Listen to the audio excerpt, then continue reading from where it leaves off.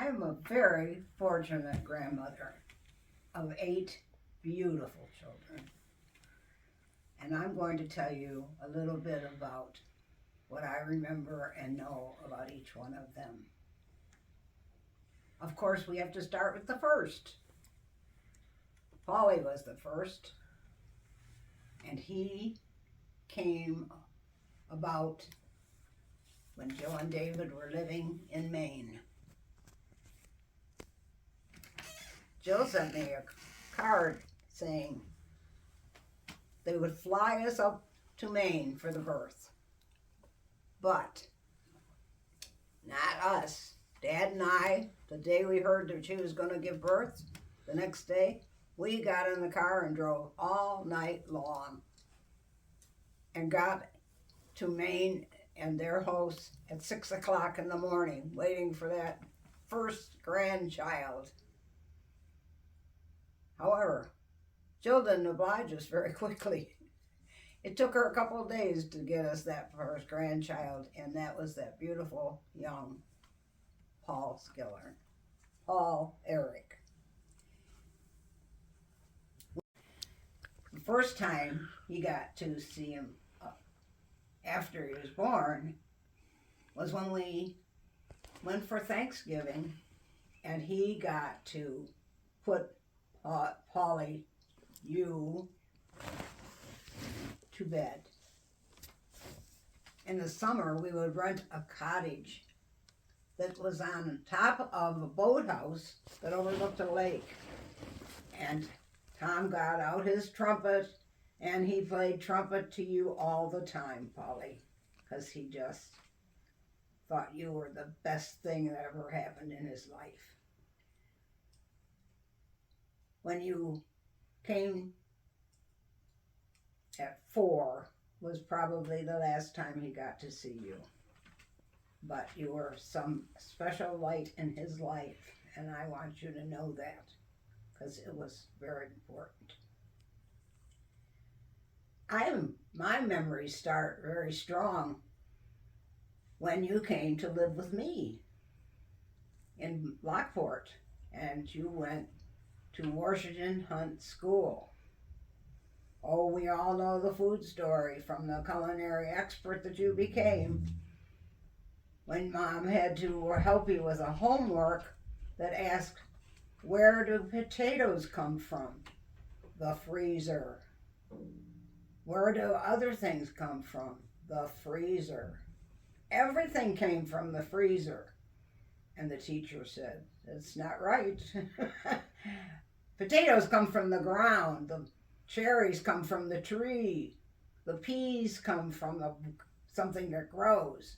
And I got a phone call from my daughter saying, who never got upset with her children, especially not Polly, get him here. I'm taking him over to your house. You take him. She was really upset because between you and me, she was working, and a lot of her food did come from the freezer. And so it made her probably feel bad that what you remembered was freezer food, not the food that grows. That was one of my fondest memories. And I have the joy of going to Maine. It wasn't joy when you moved. I was not happy, but I did have the joy of going to Maine a lot. And then when I retired, I got to stay in Maine and be with you. So I got to see you play your guitar, and I got to take you to your first big concert. And I can't remember what it was, in someplace in Portland, but you got down on the floor, and I sat on the bleachers right next to the floor, and we got to hear the whole concert, and I was so proud to take you as your grandma to your first concert. When you were about to graduate, Jill called me and said, Mom, do you think you would want to go on the class trip when they go after graduation? I know you're coming for graduation. And I said, of course I will. I'd be glad to go. It was whitewater rafting. And it was a year that they couldn't control the stream. And so they finally just let the water run. It was the highest it had ever been. And when we got there, some of the other people said, your mother's not going, is she? And Jill said, yeah, my mother's going too. I am too. And so we got in that big raft with the football guys. And oh my God, it was scary. Oh, very scary, because the waves were really high and there was no control over them. But we made it, and we were it's one of my top things that I've done in life. I took a whitewater rafting on a 5, whatever they call it, a 5, and it was pretty exciting. Polly, one of the things about you in high school is just how creative you were. You played a guitar, you had a band, but the thing that really impressed your grandma was that you organized a concert, getting 3 and 4 other groups to come from somewhere else in Maine. I don't know if you realize how entrepreneurial that was and how amazing for a young boy to do that. One of the things about you, Polly, is that the ABCs, the schoolwork, was just not a very important thing. You like to do things creatively, like write music or play your guitar. And so when you were graduating, I wrote to your Portland newspaper, because everybody was writing in essays that talked about their children and grandchildren and oh, how smart they were. And I wrote an article that they printed about the fact that all students that was not the role for all students.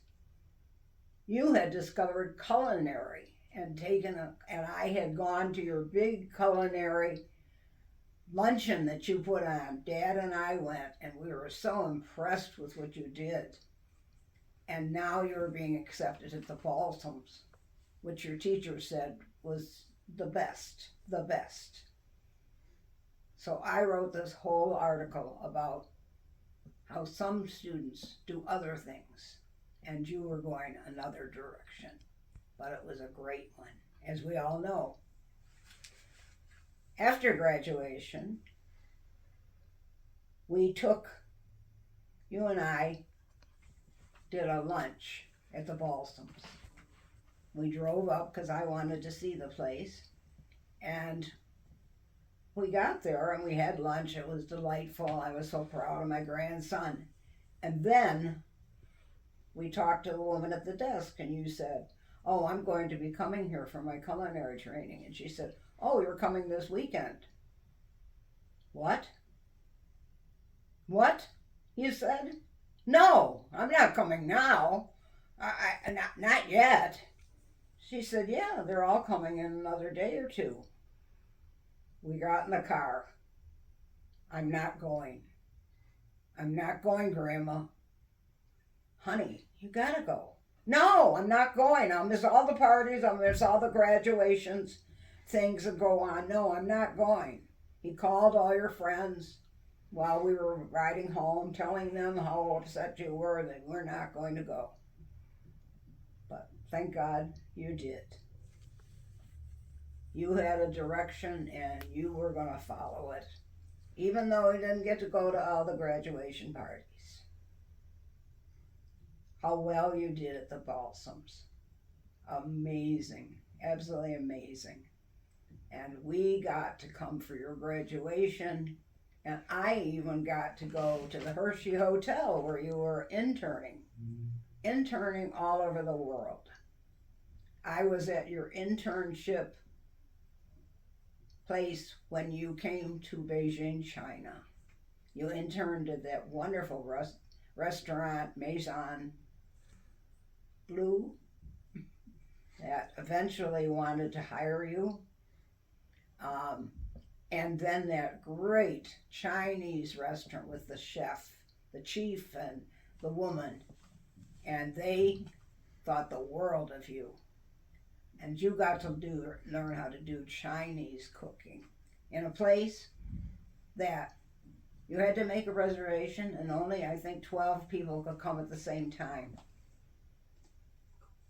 And it was a wonderful restaurant in the back alley of Beijing, but everybody knew about it, and the food was amazing and a great education for you. That's for sure.